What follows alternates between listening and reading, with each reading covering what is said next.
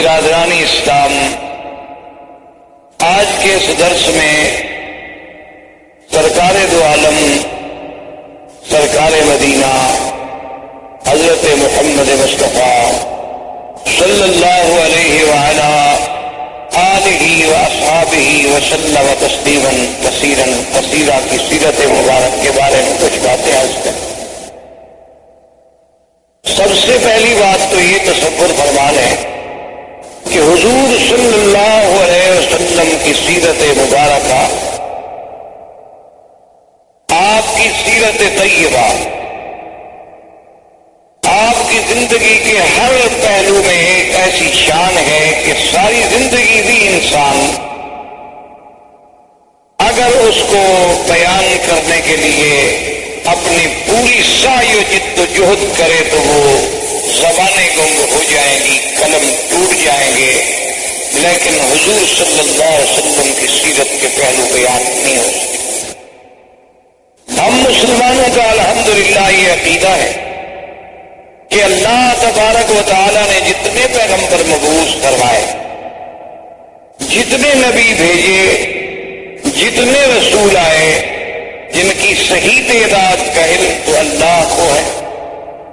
عام روایات سے جو بات معلوم ہوتی ہے وہ یہ ہے کہ 1,24,000 نبی بھیجے گئے، جن میں 313 رسول آئے، اور ان 313 رسولوں میں سے پھر 5 اولو العزم من الرسل آئے، اور ان 5 میں سے بھی پھر سب کے سردار جو ہیں وہ خاتم الرسل سیدنا محمد مصطفیٰ صلی اللہ علیہ وسلم کی ذات مبارک۔ تو اس لیے حضور صلی اللہ علیہ وسلم کی زندگی کا ہر پہلو، یعنی آپ کی ولادت سے قبل، آپ کی ولادت مبارکہ کے احوال، آپ کی ولادت سے پہلے کے علامات، آپ کی ولادت سے قبل کے مبشرات، آپ کی ولادت باسعادت کے وقت کے حالات، آپ کا رضا، آپ کا بچپن، پھر آپ کی جوانی، پھر آپ کے ازواج مطہرات سے نکاح، پھر حضور صلی اللہ علیہ وسلم کی بعثت، نزول قرآن، پھر سرکار دو عالم صلی اللہ علیہ وسلم کی مکی زندگی، پھر حضور صلی اللہ علیہ وسلم کی ہجرت، حضور صلی اللہ علیہ وسلم کا معراج، حضور صلی اللہ علیہ وسلم کا اسراء، حضور صلی اللہ علیہ وسلم کے غزوات، اسی طرح حضور صلی اللہ علیہ وسلم کا جمال، حضور صلی اللہ علیہ وسلم کا کمال، حضور صلی اللہ علیہ وسلم کی نوال، حضور صلی اللہ علیہ وسلم کے معجزات، پھر معجزات کے اقسام کے معجزات سماوی، معجزات ارضی، پھر حضور صلی اللہ علیہ وسلم کے معجزات جن کا تعلق جسد رسول سے ہے، جسم رسول سے ہے، اسم رسول سے ہے، حضور صلی اللہ علیہ وسلم کی دین کی آفاقیت، آپ کی کتاب کی عالمگیریت، آپ کا پورے انس و جن کے لیے سراپا رحمت، آپ کا دور بشارت، آپ کا دور نظارت، آپ کا دور اسفار، آپ کا دور فتح مکہ، آپ کا دور اپنوں کے ساتھ، آپ کا دور بیگانوں کے ساتھ، آپ کی خارجی زندگی، آپ کی داخلی زندگی، آپ کے معاملات، آپ کا برتاؤ غلاموں کے ساتھ، کون سا پہلو ہے جس پہ آدمی، کوئی مورخ، کوئی صاحب قلم، کوئی استاذ، کوئی مدرس، میرا تو ایمان ہے کہ اگر ساری دنیا کے پڑھے لکھے لوگ بھی سیرت پاک پہ لکھنا شروع کر دیں تو ہماری اپنے عقول، ہمارے اپنی جد و جہد، ہماری سعی، ہماری ہمتیں، ہماری زبانیں گنگ ہو جائیں گی، لیکن سیرت پاک کے پہلو ہم کسی طرح سر انجام پورے نہیں کر سکے صلی اللہ علیہ وسلم۔ اب اس بات پہ آپ غور کریں، تاریخ عالم پہ نظر ڈالیں، کتب سیر پہ نظر ڈالیں، جس انداز میں میرے آقا سرکار دو عالم حبیب کبریا حضرت محمد مصطفیٰ صلی اللہ علیہ وسلم کا ورود مسعود ہے، اور کسی اللہ کے نبی پیغمبر کے بارے میں یہ بات نہیں ملتی۔ یعنی اسی سے آپ اندازہ لگائیں کہ 1,24,000 پیغمبر حضور صلی اللہ علیہ وسلم کے آنے کا اعلان کرتے جائیں۔ اللہ نے قرآن میں تو صرف عیسیٰ علیہ السلام کا ذکر فرما دیا نا، چونکہ آپ سے زمانہ قریب تھا، کہ عیسیٰ علیہ السلام کے بارے میں ذکر آیا کہ وہ مبشرم برسول یاتی من بعد اسمہ احمد۔ لیکن اصل بات یہ ہے کہ ہر کتاب، تورات میں، انجیل میں، زبور میں، ہر کتاب میں نعت محمد مصطفیٰ صلی اللہ علیہ وسلم۔ تو یہ اتنا بڑا اہتمام، حالانکہ اللہ تو جانتے تھے نا کہ حضور صلی اللہ علیہ وسلم کس زمانے میں پیدا ہوں گے، اللہ کو تو علم تھا، اور یہ بات بھی موجود تھی کہ حضور صلی اللہ علیہ وسلم خاتم الانبیاء والمرسلین ہے، اس کا مطلب یہ ہے کہ سب سے آخر میں آئیں گے۔ یہ بات ایک فیصلہ شدہ بات ہے، اور اللہ کا تو علم کامل ہے، اللہ تو عالم ما کان و ما یکون ہے۔ لیکن یہ قاعدہ ہے کہ جتنی شان ہوگی، جتنی عظمت ہوگی، اتنا ہی اس کا اہتمام ہوگا کہ ہر پیغمبر آئیں اور حضور کے آنے کے بارے میں خوشخبری دیں اور امت کو بتلائیں۔ اسی طرح دوسری بات پہ آپ نظر ڈالیں، یہ تو بات موجود ہے کہ جب بھی کوئی آدمی ایمان لائے گا تو سارے انبیاء پر ایمان لائے گا، کہ تمام اللہ کے نبی برحق، تمام اللہ کے رسول برحق۔ لیکن یہ ہمیں کسی جگہ نہیں ملتا کہ اللہ تبارک و تعالیٰ نے باقاعدہ پورے انبیاء جتنے اللہ نے پیدا فرمانے تھے سب سے یہ وعدہ لیا ہو، یہ عہد لیا ہو، یہ میثاق لیا ہو کہ اگر میرے مدنی پاک کا زمانہ آئے گا تو تم ایمان لاؤ گے، تم حضور کی نصرت کرو گے۔ یہ کسی اور پیغمبر کے بارے میں ہمیں پورے قرآن و سنت میں بات نہیں ملتی۔ یہ شان ملی تو صرف سیدنا محمد الرسول اللہ، کہ ابھی حضور آئے نہیں، ابھی حضور پیدا نہیں ہوئے۔ یعنی جیسے اللہ نے عالم ارواح میں اپنی ربوبیت کے لیے لوگوں سے اقرار کرایا کہ الست بربکم قالوا بلا، کیا میں تمہارا رب نہیں ہوں؟ سب نے کہا کہ نہیں، آپ میرے رب ہیں۔ تو جب اقرار الست ہے، اسی طرح اللہ نے فرمایا اذ اخذ اللہ میثاق النبیین لما آتیتکم من کتاب و حکمت ثم جاءکم رسول مصدق لما معکم لتؤمنن به ولتنصرنہ۔ یعنی یہ شان اور کسی پیغمبر کے بارے میں نہیں ملتی کہ اللہ تمام انبیاء سے عہد لے، تمام انبیاء سے میثاق لیا جائے کہ میرا ایک نبی آئے، میرا ایک شان والا پیغمبر آئے۔ اور اسی طرح آپ پورے تاریخ عالم پہ، تاریخ انسانیت پہ، تاریخ اسلام پہ نظر دوڑائیں، ایسا واقعہ بھی آپ کو تاریخ میں کبھی نہیں ملتا کہ اللہ کا نبی پیدا نہ ہوا ہو اور اس پہ ایمان لانے والے پہلے موجود ہوں، ایسا واقعہ کبھی نہیں ملتا۔ یعنی یہ بات تو ملتی ہے کہ بھی انبیاء آئے، تشریف لائے، کچھ لوگ ایمان لے آئے، کچھ لوگوں نے ایمان قبول نہ کیا، کچھ لوگوں نے تصدیق کی، کچھ لوگوں نے تکذیب کی۔ لیکن ابھی حضور صلی اللہ علیہ وسلم کی بعثت نہیں ہوئی، پیدائش نہیں ہوئی، نبوت ملنا تو بعد کی بات ہے۔ یعنی ابھی حضور صلی اللہ علیہ وسلم اس دنیا میں تشریف نہیں لائے۔ اس وقت تبابع یمن میں سے ایک بادشاہ گزرا جس نے حضور صلی اللہ علیہ وسلم کی سیرت کتب سابقہ میں جب مطالعہ کیا اور سرزمین مکہ و مدینہ سے گزرا اور یہاں کے مناظر کو اپنی آنکھوں سے دیکھا اور ان کتب سماویہ کے ساتھ اس کا تقابل کیا، تو اس نے ایک خط لکھا اور اپنے اس ملک میں شاہی فرمان کو امانت کے طور پہ جمع کرا گیا کہ میرے بعد یہ خط جو ہے محفوظ رکھا جائے، اور جب وہ سرکار دو عالم اللہ کے نبی سرزمین مکہ میں پیدا ہوں تو میرا خط پیش کیا جائے۔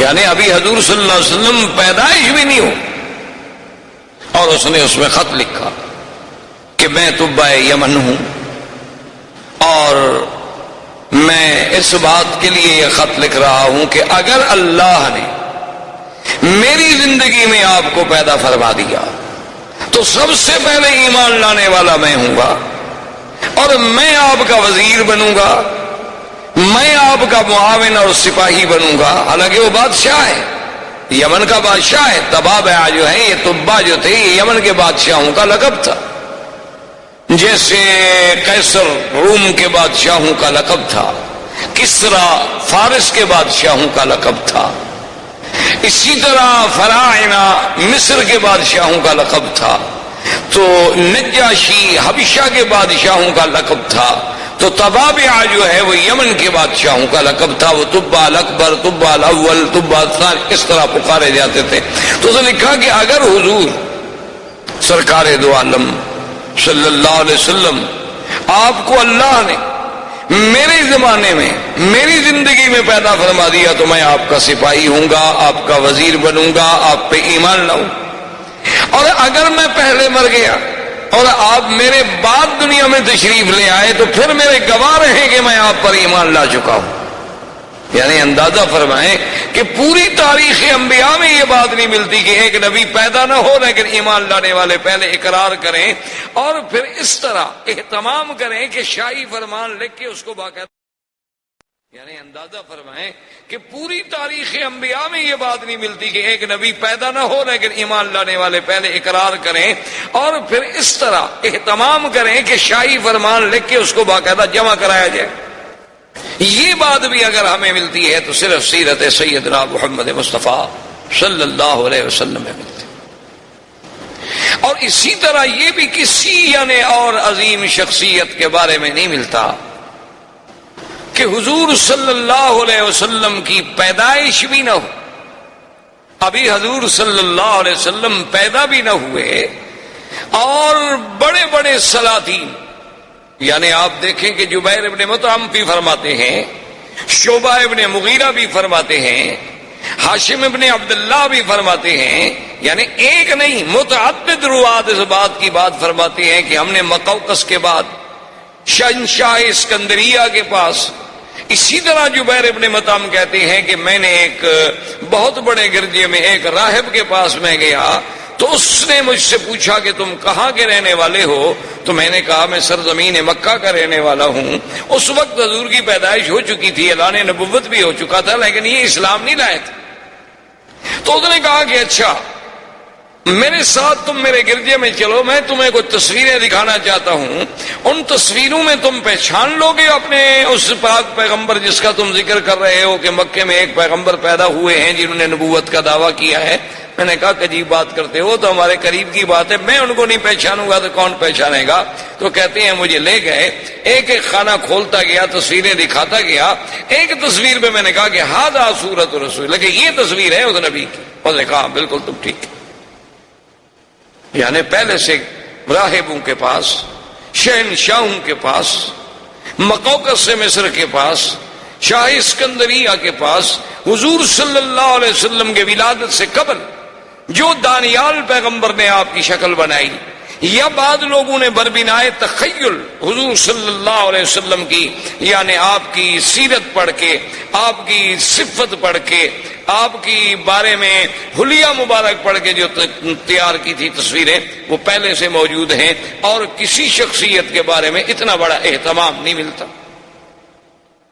اور اسی طرح دیکھیں کہ پھر تورات میں باقاعدہ یہ بات موجود ہے، قرآن نے بھی اشارہ کیا، الذین یتبعون الرسول النبی الأمی الذی یجدونہ مکتوبا عندہم فی التوراة والانجیل۔ اللہ نے قرآن میں بھی ذکر فرما دیا کہ بھی حضور صلی اللہ علیہ وسلم النبی الامی، جن کا ذکر تورات و انجیل میں بھی موجود ہے، اور اسی طرح یعنی تورات میں اتنی وضاحت کے ساتھ موجود ہے، اتنی وضاحت کے ساتھ موجود ہے کہ نام موجود ہے، اور یہ بھی موجود ہے کہ مولدہ بمکہ ومہجرہ بطیبہ، کہ حضور صلی اللہ علیہ وسلم آپ کا مولد جو ہے وہ مکہ ہوگا، ہجرت جو ہے آپ طیبہ مدینہ منورہ کی طرف فرمائیں گے، اور ساتھ یہ بھی لکھا ہوا ہے کہ لیس بفظ ولا غلیظ ولا سخاب فی الاسواق، اور وہ اللہ کے نبی ایسے ہوں گے کہ سخت ہوں، کہ آپ کی طبیعت میں درستی ہو، زبان میں سختی ہو، ایسے نہیں ہوں گے، نہ بازاروں میں شور مچانے والے ہوں گے۔ اور یہ بھی لکھا ہوا تھا اس کے اندر کہ انہ یقبل الہدیۃ ولا یقبل الصدقہ، اس نبی کی شان یہ ہے کہ وہ ہدیات کوئی پیش کرے تو قبول فرما لیں گے، لیکن صدقے کا مال نہیں کھائیں گے۔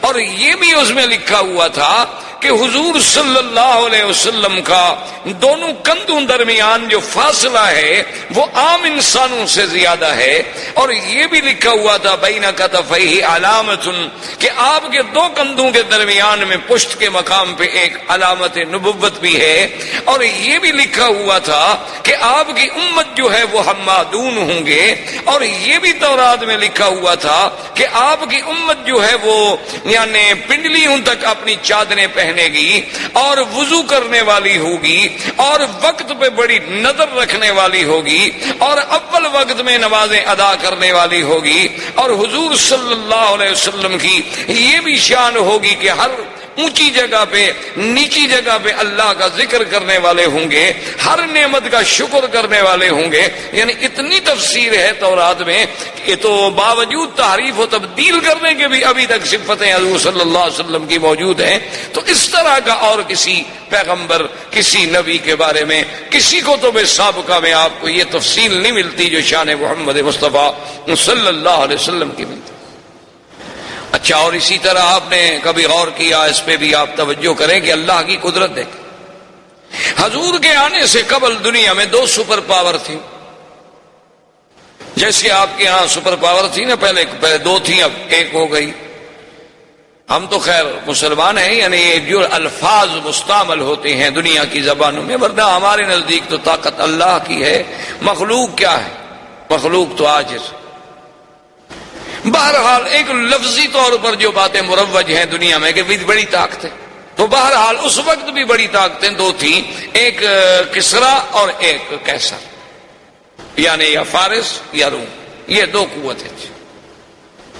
اور پوری دنیا کے نقشے پہ آپ نظر ڈالیں، اگر آپ ترکستان یا ترکمانستان، ماورا نہر اور اس طرح جہاں جہاں تک نظر دوڑاتے جائیں گے تو یہ سب فارس کے زیر اثر تھے۔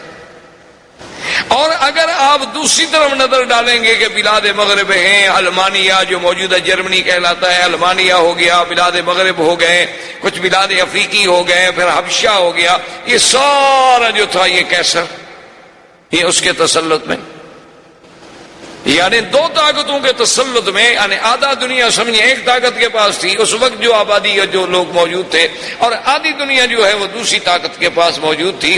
لیکن اللہ کی شان دیکھیں کہ سرزمین مکہ مکرمہ اور مدینہ منورہ یہ دونوں طاقتوں میں کسی کے تسلط میں نہیں تھی، نہ یہاں کیسر کی بات تھی اور نہ یہاں فارس کی بات تھی۔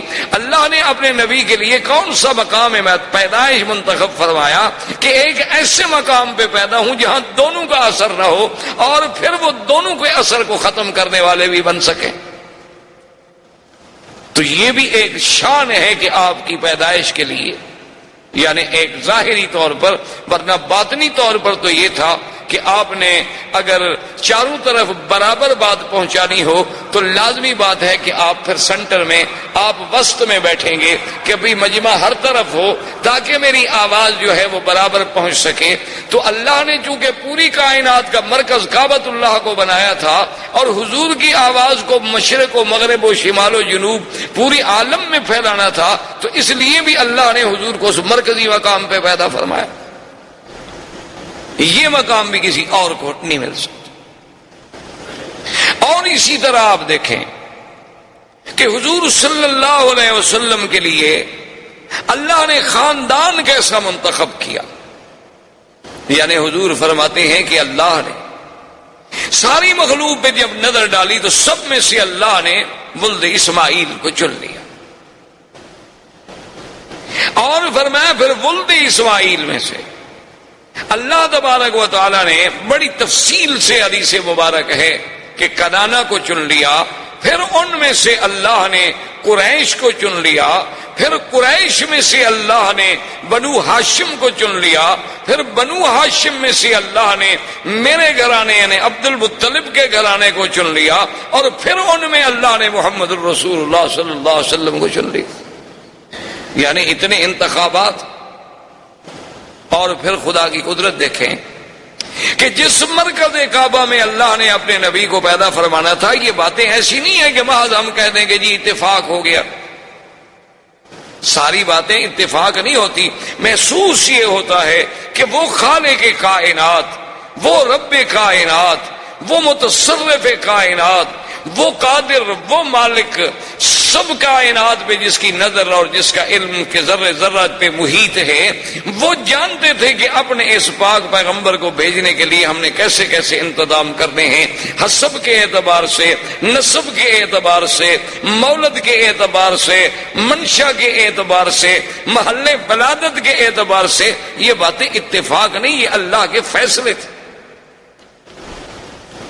اب دیکھ لیں بہت حد یعنی حضور کے خاندان میں ہر آپ کے دادا جیسے آپ دیکھتے جائیں گے، محمد ابن عبداللہ ابن عبد المطلب، ہاشم ابن عبد مناف ابن قصی ابن کلاب، تو جیسے جیسے آپ یعنی آپ دیکھتے جائیں گے آپ کے جد امجد کو، اجداد کو، دادوں کو، آپ حیران ہوں گے کہ ہر ایک میں کوئی نہ کوئی ایسی خوبی ہے جو تاریخ انسانیت میں کسی اور میں نہیں ملتی۔ یعنی ہم زیادہ تفصیل میں اگر جائیں تو پھر تو اور بڑا پہلو ہمارا دور ہو جائے گا۔ صرف قریب میں آپ دیکھیں گے مثلاً آپ کے دادا عبد المطلب ہیں، ان کا نام حقیقت میں عبد المطلب نہیں تھا۔ ایک بات یاد رکھیں، ان کا نام جو ہے شیبہ تھا، ان کا نام عبد المطلب نہیں تھا۔ یہ تو معروف اس لیے ہو گیا کہ شیبہ کے جو والد تھے ہاشم، جب ان کی وفات ہو گئی تو شیبہ ماں کے پاس تھے، یہ اپنی والدہ کی تربیت میں تھے، اور ان کی والدہ جو ہیں وہ ایک بہت بڑے خاندان سے تعلق رکھتی تھی، اور پھر ان کا سلسلہ جو ہے وہ بھی سرال ہے اسماعیل علیہ السلام سے ملتا تھا۔ تو جب یہ بچے تھے شیبہ اپنی ماں کے پاس تھے، جب یہ کچھ بڑے ہو گئے تو ان کے چچا تھے مطلب، تو وہ آئے شیبہ کی ماں کے پاس اور انہوں نے کہا کہ بات یہ ہے کہ اب بچہ بڑا ہو گیا ہے تو مہربانی کریں کہ بچہ ہمارے حوالے کریں۔ اور ماں بڑے گھر کی تھی، بڑے خاندان کی عورت تھی، اور بڑے ناز و نعم سے اس نے تربیت کی تھی، پالا تھا۔ اس نے کہا مطلب تم جو اس کو لے جاؤ گے کہاں رکھو گے، تمہارے پاس کہاں اتنا ہے کہ اس کی حفاظت کر سکو، خدمت کر سکو۔ اس نے کہا یہ بات نہیں، بات ہے شرف کی، ہمارے شرف کا مقام کی بات ہے کہ یہ ساری زندگی پھر ہمیں قوم تانا دے گی کہ ہم اپنے بھتیجے کو بھی نہ اس کی کفالت کر سکے، بھی بھائی کا بیٹا تھا اس کو بھی نہ سنبھال سکے، تو یہ ہمارے لیے جو تانا ہے نا یہ بہت بڑا سخت تانا ہے۔ بہرحال کچھ بھی ہم نے لے جانا ہے۔ تو ماں نے کہا کہ اچھا میں جبر تو نہیں کرتی لیکن اپنے بیٹے کو میں اختیار دیتی ہوں، وہ چاہے تو تمہارے ساتھ چلا جائے چاہے تو ماں کے ساتھ رہے۔ اب دیکھیں ایک طرف یعنی شیبہ کو پتا ہے کہ مکہ جانے کے بعد میری زندگی کتنی تلخ ہو جائے گی، مجھے کتنی مشقتوں کے ساتھ زندگی گزارنی ہوگی، اور اب میں کس ناز و نعم میں زندگی گزار رہا ہوں۔ جب اسے اختیار دیا گیا اس نے کہا کہ اماں آپ ناراض نہ ہوں، میں اپنے چاچا کے ساتھ جانا چاہتا ہوں، میں ان کو نہیں چھوڑ سکتا کہ چاچا جو ہے وہ باپ کے قائم مقام، اور ماں کا ایک وقت ہے اس وقت تک اس کا حق ہوتا ہے بچے پر ہزانہ کا، وہ گزر گیا، اب میں بڑا ہو گیا۔ اسی لیے نسب جو ہے وہ باپ سے چلتا ہے، ماں سے تو نہیں چلتا۔ تو ماں نے کہا کہ بیٹا اگر تمہاری یہ خوشی ہے تو میں تمہیں منع نہیں کرتی۔ تو مطلب جو تھے وہ ان کو اونٹ پر اپنے ساتھ بٹھا کے لائے، تو بچہ بڑا خوبصورت، اور کیسے خوبصورت نہ ہو جو دادا ہو سرکار دو عالم کا صلی اللہ علیہ وسلم۔ تو جب وہ لے آئے تو لوگ جب مکے میں داخل ہوئے تو لوگوں نے دیکھا، تو وہ عام رواج تھا اس وقت لوگ غلام خریدا کرتے تھے، خوبصورت لڑکے خریدتے تھے، خدمت کے لیے رکھتے تھے، فخر کرتے تھے سردار کہ میرے پاس اتنے غلام ہیں، وہ کہتا میرے پاس اتنے غلام ہیں، میرا غلام اتنا قیمتی ہے، وہ کہتا میرا غلام اتنا قیمتی ہے۔ لوگوں نے جو دیکھا تو انہوں نے سمجھا کہ یہ بھی غلام خرید کر کے لایا ہے مطلب، تو انہوں نے کہنا شروع کر دیا عبد المطلب عبد المطلب عبد المطلب، تو لوگوں کو نام ہی بھول گیا، شیبہ تو نام ہی عبد المطلب ہو گیا، ورنہ آپ کا نام عبد المطلب نہیں تھا۔ اب یہ عبد المطلب جو ہے اب تو عبد المطلب کے نام سے معروف ہو گئے نا، شیبہ تو نام ہی ختم ہو گیا۔ یعنی آپ اندازہ کریں کہ کتنا بڑا یہ سارا اتفاق ہے۔ یہ اتفاق نہیں بلکہ اس خالق کائنات نے اپنے آنے والے نبی، اپنے پاک پیغمبر خاتم الانبیاء والمرسلین، امام الانبیاء والمرسلین کے لیے یہ سارا نظام معلوم ہوتا ہے کہ جیسے کائنات بچھائی اسی لیے گئی، یعنی ایسا محسوس ہوتا ہے کہ یہ نظام عالم، یہ نظام کائنات، یعنی اس میں جتنے رنگ بھرے گئے ہیں، جس رنگ پہ نظر ڈالو کہیں نہ کہیں جا کے اس کا جوڑ جو ہے وہ سرکار دو عالم سے لگتا ہے صلی اللہ علیہ وسلم۔ تو اب اس عبد المطلب نے، اب دیکھیں کہ افتخار کی بات، شرف کی بات ہوتی تھی، چونکہ مکے میں مقام تھا، اور اتفاق کی بات یہ ہے، خدا کی شان یہ ہے کہ زمزم جو آج ہم پیتے ہیں یہ زمزم ختم ہو گیا، گم ہو گیا، جرم کے بعد ردمیات ہوئیں، مٹی پڑی، کچھ سیلیں آئیں، نتیجہ یہ نکلا کہ زمزم ہمیشہ کے لیے ختم ہو، کہیں ملتا ہی نہیں تھا۔ عبد المطلب نے، ان کے ایک بیٹے تھے حارث، ان نے آپس میں بیٹھ کے غور کیا کہ ہم زمزم نہیں ملتا، یہ ہمارے لیے بہت بڑا مسئلہ ہے کہ زمزم کا وجود ختم ہو جائے، تو ہمیں چاہیے کہ ہم زمزم کو تلاش کریں۔ اب جناب کون تلاش کرے؟ یعنی کوئی تلاش کرنا آسان تو نہیں تھا نا جی، یہ تو اب آپ کے پاس وسائل ہیں، آپ کے پاس آلات ہیں، آپ کے پاس مشینیں ہیں، کیمرے ہیں، آپ کے پاس کھدائی کے ذرائع ہیں، آپ کے پاس غواصین ہیں، غوطہ خور ہیں۔ اس زمانے میں کہاں یہ انتظامات، سارا کعبۃ اللہ کے بعد بس ایک پہاڑی سلسلہ ہے اور پتھر ہے۔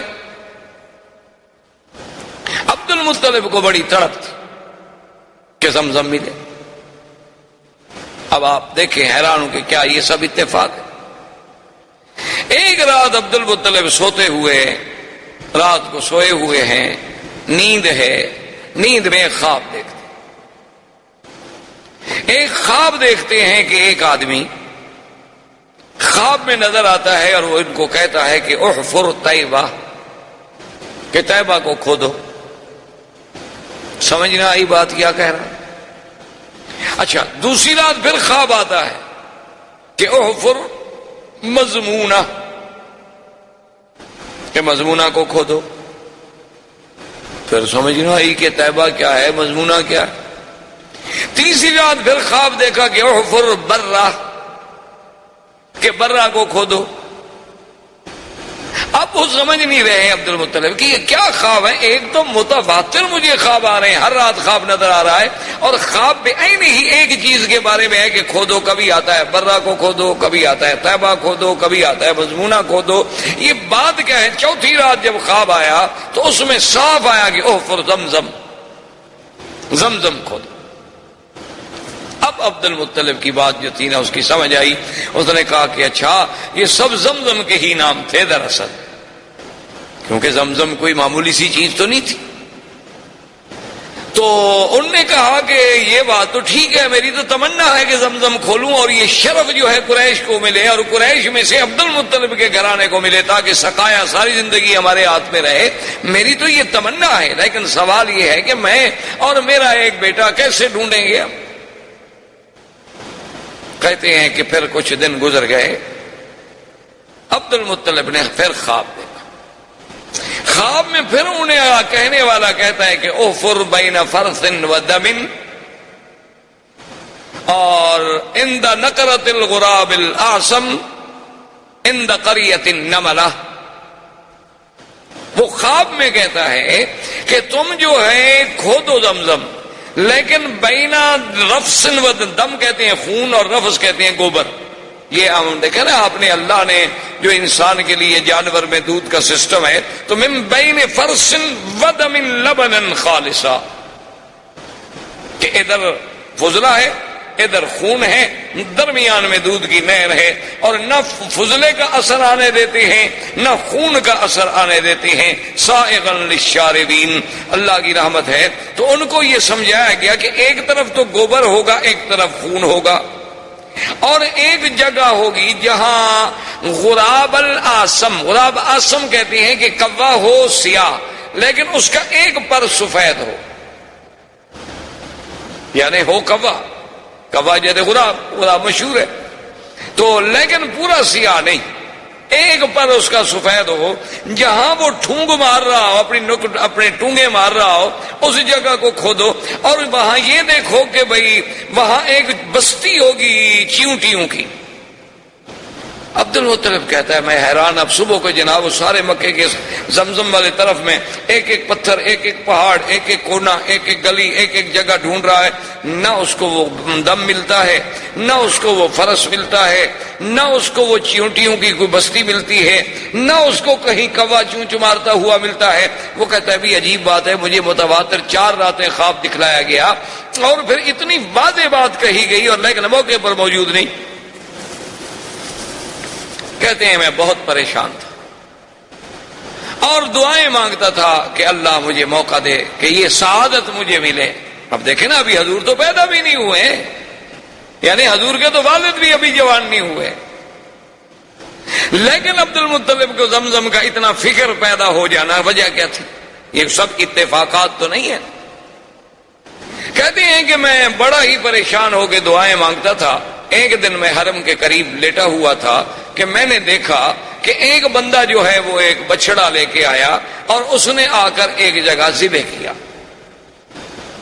اور ذبح کرنے کے بعد چونکہ مشرکین مکہ کی عادت تھی کہ بتوں پہ وہ چڑھاوے چڑھاتے تھے، اساف و نائلہ کے قدموں میں آ کے جانور ذبح کرتے تھے، جیسے آج کا وثنی ہندو جو ہے وہ بھی اپنے دیوی دیوتاؤں کی بھینٹیں چڑھاتا ہے، بلکہ بعض تو ایسے بھی ہیں جو بچوں کو جا کے ذبح کرتے ہیں کہ اس سے ہمیں شکتی ملے گی۔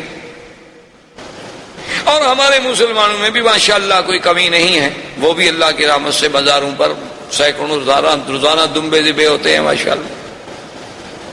بلکہ بڑے بڑے شہر جو ہیں جہاں رات کو ہوٹل بند ہو جائیں تو بہترین علاج ہوتا ہے کہ کسی مزار پہ چلے جاؤ، کوئی نہ کوئی لنگر تو چل ہی رہا ہوگا۔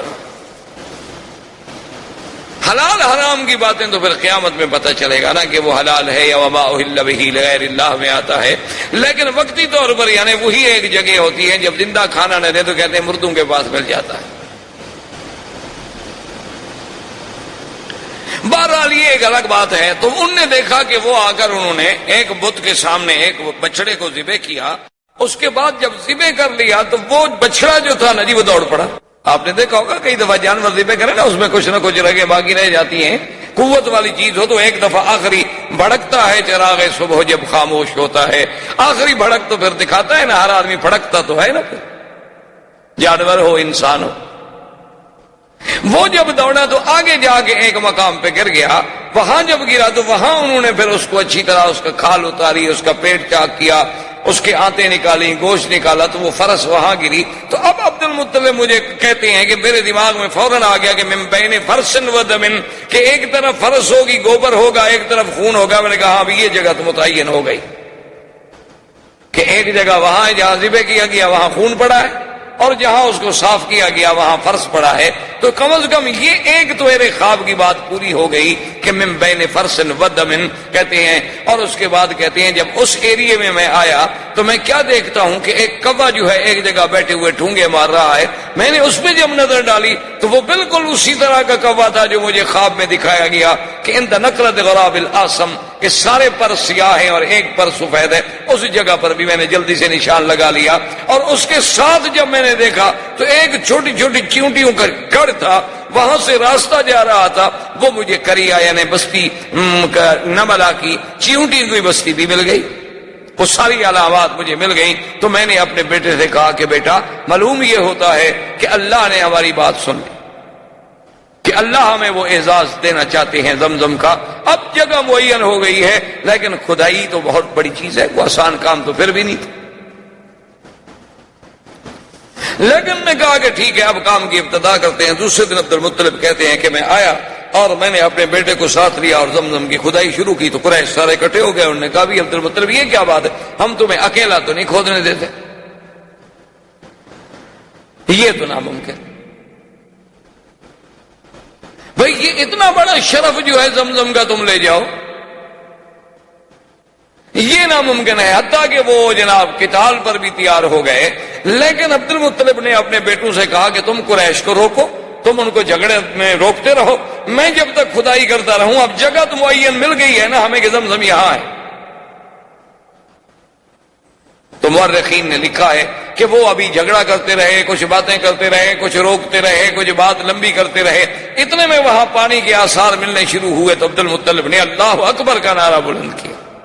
حالانکہ مشرک ہے، عبد المطلب مشرک ہے، لیکن اب زمزم جب مل رہا ہے تو نعرہ اللہ اکبر. تو یہ ان کی زبانوں سے اللہ کے نعرے بلند کروانا، ان سے زمزم کے بارے میں اتنا جنون پیدا کرنا کہ اپنے بچوں کو دینے کے لیے بھی وہ تیار ہو جائیں. وجہ کیا تھی کہ وہ اصل سلسلہ جو جڑ رہا ہے کہ جیسے اللہ نے زمزم کو پورے عالم کے لیے پیدا کیا، محمد مدنی کو بھی پورے عالم کے لیے پیدا کیا. جیسے زمزم کو اسماعیل کے قدموں سے پیدا کیا، میرے مدنی کا سلسلہ نسب بھی سیدنا اسماعیل سے ملتا. تو یہ سارے سلسلے جو جوڑے جا رہے ہیں تو مگر معلوم ہوتا ہے نا کہ وہ تقدیر ان موتیوں کو پرو رہی ہے، یہ اتفاق نہیں. اب جناب جب زمزم کے پانی پر اللہ اکبر کا نعرہ بلند ہوا تو قریش نے کہا کیا بات ہے؟ انہوں نے کہا دیکھو اب تو میں نے ڈھونڈ لیا بھائی، اب تم کیوں سی؟ انہوں نے کہا کہ نہیں، یہ تو ہم شرف تمہیں نہیں دیتے، یہ تو کچھ بھی ہو اس میں تو ہم سب شریک ہوں گے. انہوں نے کہا کہ نہیں ایسے تو بات نہیں ہے، چلو ایسا کرتے ہیں کہ ہم کوئی فیصلے کے لیے آدمی چن لیں، حکم چن لیں جو ہمارے درمیان میں فیصلہ کر دے. تو اس زمانے میں ایک عورت تھی کاہنہ. کاہن وہ ہوتے تھے جو لوگوں سے الگ تھلگ رہتے تھے، غاروں میں، پہاڑوں میں، اور جنوں کے ساتھ ان کے تعلقات ہوتے تھے، اور جن خبریں لاتے تھے غیب کی اور وہ لوگوں کو خبریں دیتے تھے، ان کو کاہن کہا جاتا تھا. مرد بھی تھے، عورتیں بھی تھیں، ان کی بڑی بڑی ریاضت ہوتی تھی، بڑی باتیں جیسے آپ کے ملکوں میں جوگی ہوتے ہیں اس قسم کے، سنیاس لیا ہوا ہے فلاں نے اور یہ کیا ہوا ہے، وہ بھی اسی طرح کے قسم کے لوگ تھے. تو وہ کاہن جو تھا ایک کاہنہ عورت تھی، لیکن تھی وہ مدینہ منورہ، جس پر ان کا اتفاق ہوا کہ کاہنہ بنی سعد جو فیصلہ کر دے ہمیں قبول ہو. انہوں نے کہا ٹھیک ہے چلو مدینہ شریف. وہاں سے جناب مدینہ پہنچے. اب جب مدینہ پہنچے تو انہیں پتہ چلا کہ وہ تو خیبر گئی ہوئی ہے. تو آپ خود اندازہ کر رہے ہیں اس زمانے میں مدینے کے سفر کے بارے میں آپ کیا سمجھتے ہیں کہ بھئی یہ 4.5 گھنٹے کار پہ لگتے تھے. میرے والد صاحب نے جب مدینے کا سفر کیا تو مجھے یاد ہے فرماتے تھے کہ 2 مہینے لگے تھے. پتہ ہے 2 مہینے کیوں لگتے تھے؟ کہ راغب اور مستورہ ان راستوں میں سیل آتی تھی، پہاڑوں سے پانی چلتے تھے، تو جب وہ سیل آ جاتی تھی راستے رک جاتے تھے، لوگ ادھر والے ادھر بیٹھے ہیں، ادھر والے ادھر بیٹھے ہیں، جب تک پانی کم نہ ہو گزرے کون. تو 2 مہینے بیٹھنا پڑتا تھا، کبھی 1 مہینہ بیٹھنا پڑتا تھا، کبھی نہیں بیٹھنا پڑتا. جب پانی نہ ہوتا لوگ گزر جاتے تو پھر بھی 8 دن 10 دن لگتے تھے. اونٹوں پر سفر ہوتا تھا. اور اس دور میں تو ہم نے بھی سفر کیا ہے جب سڑکیں اتنی اچھی نہیں تھی، کم از کم ٹرک پر یا بڑی گاڑی پر بھی 2 دن لگتے تھے مدینہ منورہ سے مکہ پہنچنے کے لیے. اور ان گاڑیوں کو بڑی بڑی جو ہیوی گاڑیاں ہیں، ٹرالر ہیں، بڑے بڑے ٹرک ہیں، ان کو آدمی پسند کرتا تھا کہ سامان سے لوڈ ہوں اور ہم سامان پہ بیٹھ جائیں تاکہ دھکے کم لگیں.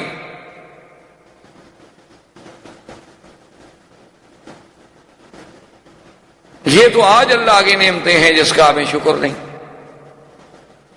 تو بہرحال وہ رابق جب خیبر گئے، خیبر میں جا کے ڈھونڈا. اچھا خدا کی قدرت ہے کہ وہاں جس علاقے میں یہ اترے تو ایک جگہ ایسی آ گئی کہ پانی نہ ملے. اب سب قریش جو گئے ہوئے تھے انہوں نے کہا اب یہی ہے کہ جلدی سے قبریں شبریں کھود لو، مرنا تو ہے. تو جہاں جناب عبد المطلب نے اپنا اونٹ بٹھایا تھا، جب اس اونٹ کو کھڑا کیا تو وہاں پانی نکل آیا. تو سب کو پانی مل گیا، کچا کنواں بنا لیا، پانی نکال لیا. جا کے کاہنہ کو بتایا، اس نے کہا اتنی بڑی نشانی کے بعد فیصلہ کرانے کیا ہے ہو بھی اس کا حق ہے. فیصلے کی باقی کیا بات رہ گئی ہے کہ زمزم بھی اسی کو ملا، جب تم مر رہے تھے تو پانی بھی اسی کی وجہ سے تمہیں ملا، تو یہ تو قدرت کا اشارہ ہے کہ بھئی زمزم کا سقایا جو ہے وہ عبد المطلب کے خاندان میں رہے گا اور کسی کا حق نہیں ہوگا۔ یہ ایسے تو نہیں ہوتا، یہ ساری چیزیں ایسے تو نہیں کہ جی ہاں بس اتفاق تھا، اس کو اتفاق کہہ کر تو نہیں ٹالا جا سکتا۔ یہ سارا جو ایک نظم چل رہا ہے۔ اچھا اس کے بعد جناب دیکھیں کہ عبد المطلب نے ایک منت مانی تھی کہ اگر مجھے اللہ نے 10 بچے دیے تو میں ایک بچہ جو ہے نا وہ ذبح کروں گا۔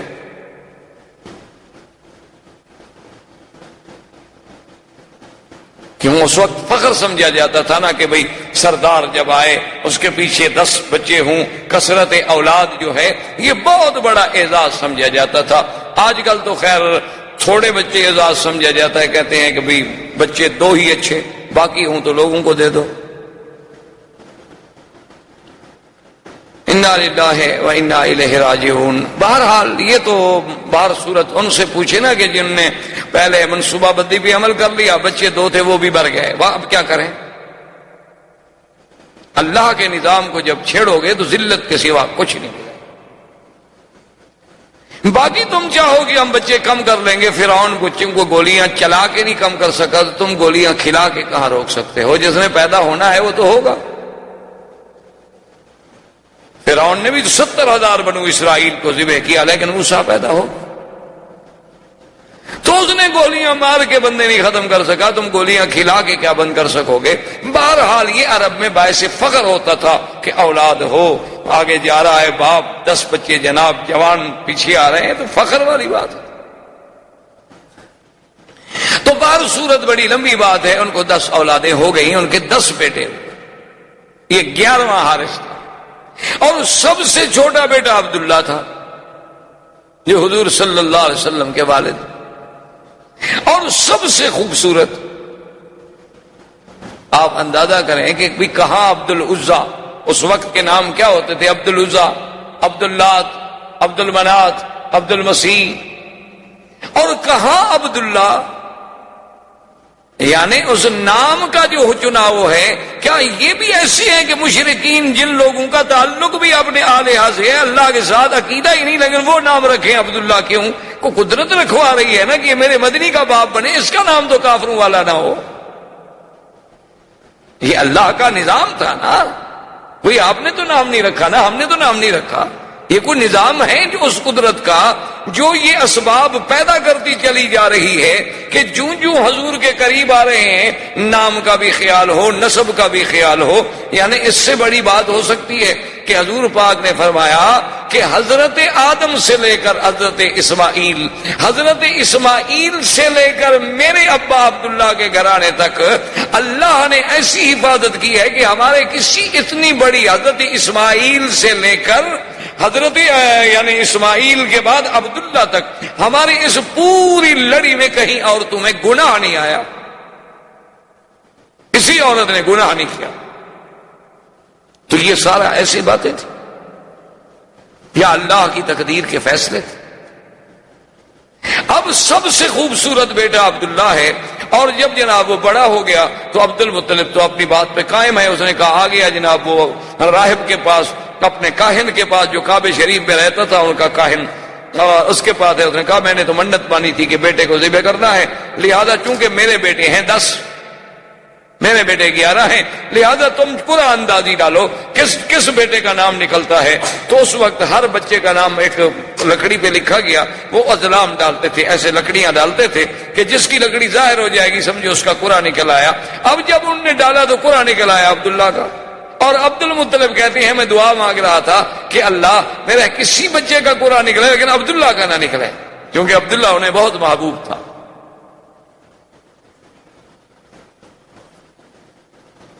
لیکن قرآن عبداللہ کا نکلا ہے۔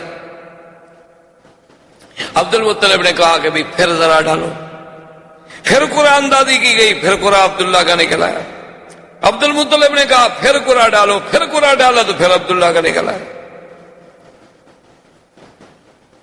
جب تینوں دفعہ عبداللہ کا قرآن نکلا تو عبد المطلب نے کہا کہ بس اب تقدیر کا فیصلہ یہی ہے میں اپنی منت کو پورا کروں گا. عبداللہ کو لے کر اصاف ان کا بت تھا، ایک کو صفا پہ رکھا ہوا تھا، ایک کو مروہ پہ رکھا ہوا تھا، اصاف اور نائلہ، کہ اس کے قدموں میں جا کے اپنے بیٹے کو ذبح کروں گا. وہ لے کے چلا. قریش کو پتہ چلا تو قریش کے سارے بڑے بڑے اکٹھے ہو گئے. انہوں نے کہا عبد المطلب یہ تم کیا کر رہے،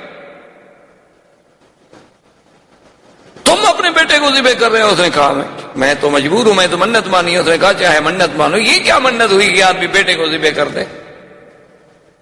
اس نے کہا کہ نہیں ایسے تو میں نہیں مانتا، چلو ایسا کرتے ہیں کہ پھر اسی کاہنہ کے پاس جاتے ہیں، وہ جو فیصلہ کرے. مشرکین مکہ کے یہ بڑے بڑے جو تھے سارے پھر کاہنہ کے پاس آئے، اسے حکایت سنائی گئی. اس نے کہا اچھا مجھے یہ بتاؤ اگر تم سے کوئی آدمی مر جائے تو اس کی دیت کتنی ہے؟ اس نے کہا 10 اونٹ.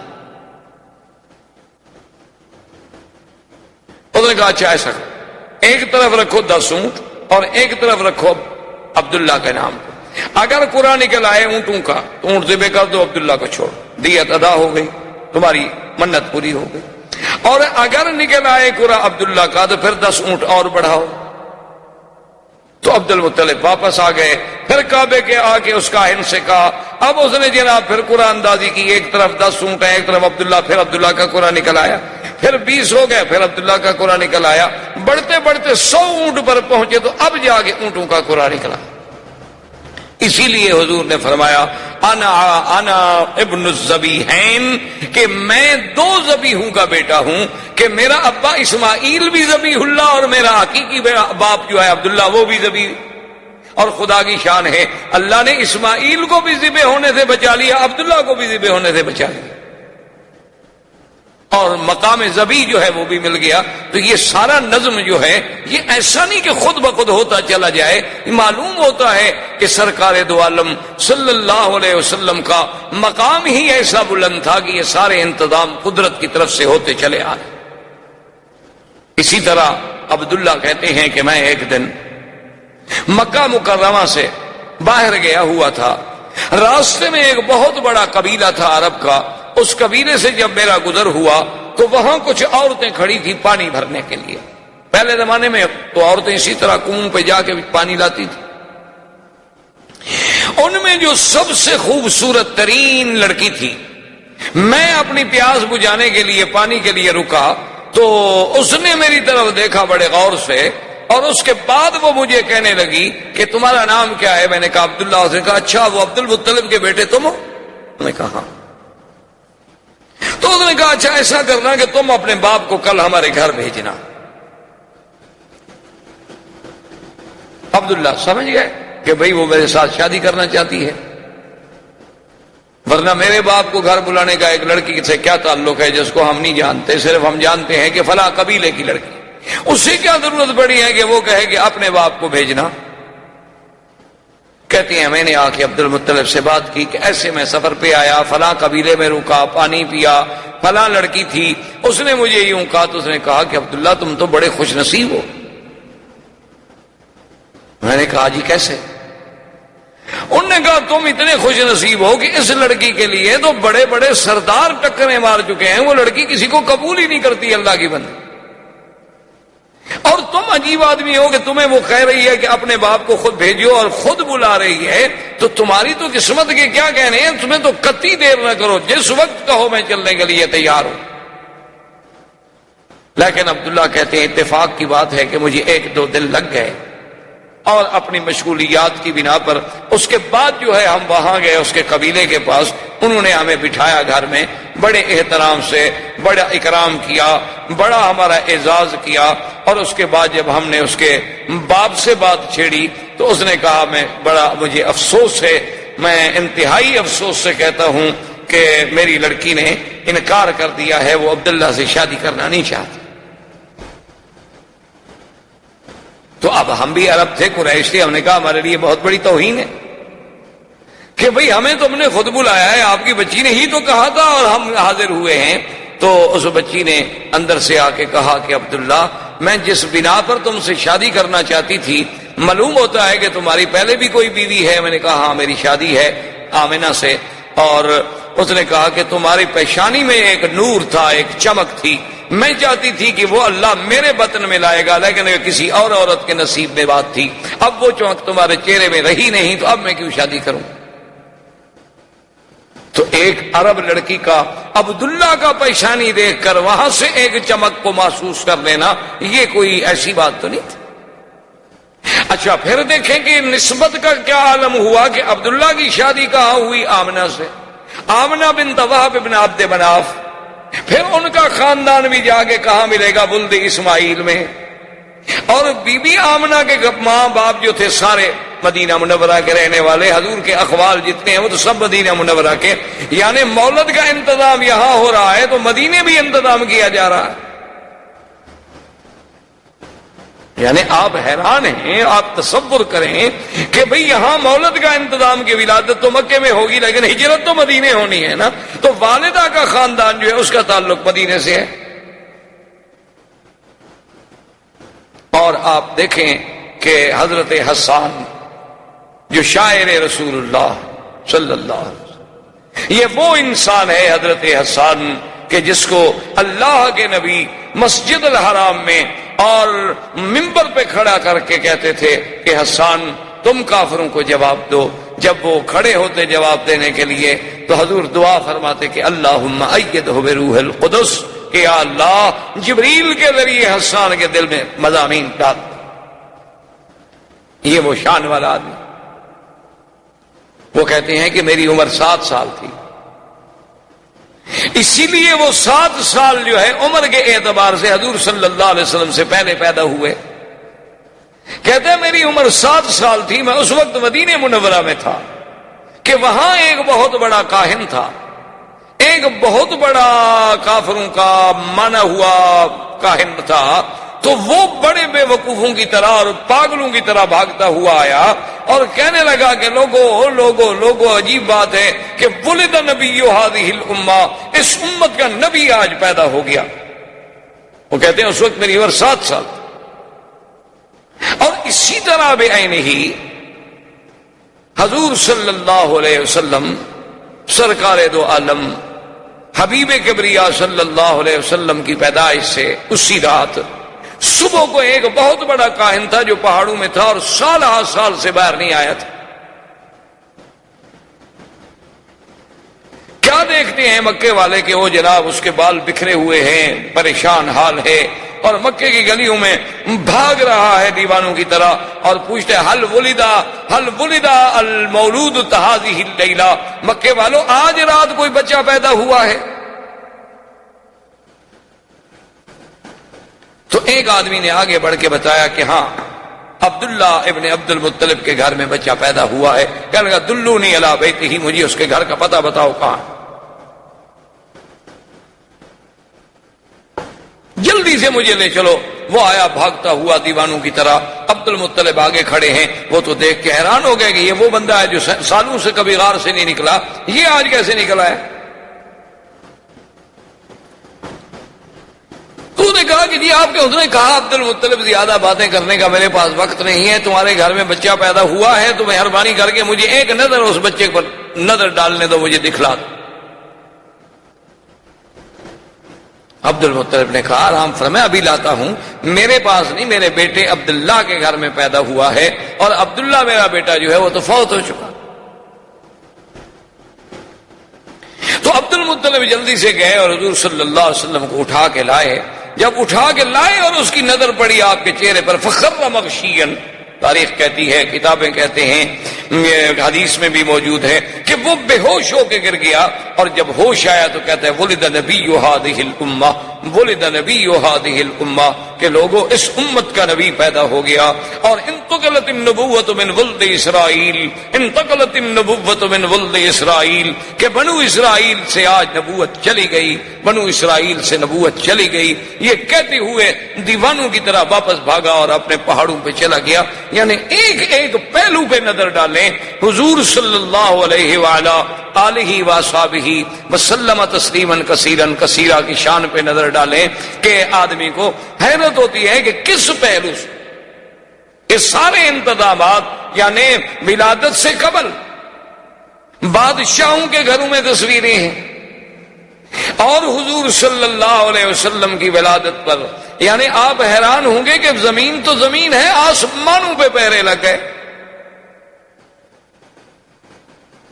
حضرت عبداللہ ابن عمر فرماتے ہیں کہ ایک دن میرے ابا بیٹھے تھے، حضور کی بعثت ہو گئی تھی، ایک آدمی گزرا تو حضرت عمر نے فرمایا کہ معلوم ہوتا ہے کہ یا تو یہ کاہن ہے یا پہلے کسی زمانے میں کاہن تھا، اس کو بلا کے لیا۔ اس کو بلایا گیا تو آپ نے کہا کہ تم کاہن؟ تو نے کہا ہاں میں پہلے کاہن تھا لیکن اب تو الحمدللہ اللہ نے مجھے ہدایت کر دی۔ تو آپ نے فرمایا کہ تم مجھے کوئی اپنی پہلے دور کی عجیب بات کوئی سناؤ۔ اس نے کہا میرے پاس جنوں کا آنا جانا رہتا تھا، ایک دن میں نے دیکھا وہ جن میرے پاس آتا ہے تو بڑا پریشان ہے۔ میں نے کہا کہ کیا ہو گیا؟ اس نے کہا تمہیں پتہ نہیں ہے کہ آج تو ہمارے کھانے نہیں پکے، آج تو ہماری چارپائیاں الٹی ہو گئیں، آج تو ہمارے گھروں میں جو دیگچیاں ہیں وہ ہم نے پھینک ڈالی ہیں۔ میں نے کہا کیوں، بات کیا؟ اس نے کہا تمہیں پتہ نہیں کہ ایک نبی اس امت کا پیدا ہو گیا؟ تو جنوں میں شور ہے، آسمانوں میں شور ہے۔ تو اس لیے کسی شاعر نے کیا خوب کہا تھا کہ گر ارض و سما کی محفل میں لولا کے لما کا شور نہ ہو، یہ رنگ نہ ہو گلزاروں میں، یہ نور نہ ہو سیاروں میں۔ یہ اللہ تبارک و تعالیٰ کا نظام تھا کہ اس نبی عربی کے آنے کے لیے زمینوں پر، آسمانوں میں، شاہوں میں، سلاطین میں، ہر مقام پہ ایک اہتمام کا، جس پہلو سے بھی آپ نظر ڈالیں گے آپ کو حضور کی سیرت کا ہر پہلو ایک عظیم اور نرالا نظر آئے گا، جو مقام اللہ نے پھر اور کسی پیغمبر کو عطا نہیں فرمایا۔ زندگی باقی انشاءاللہ تو باقی۔ والسلام علیکم ورحمۃ اللہ۔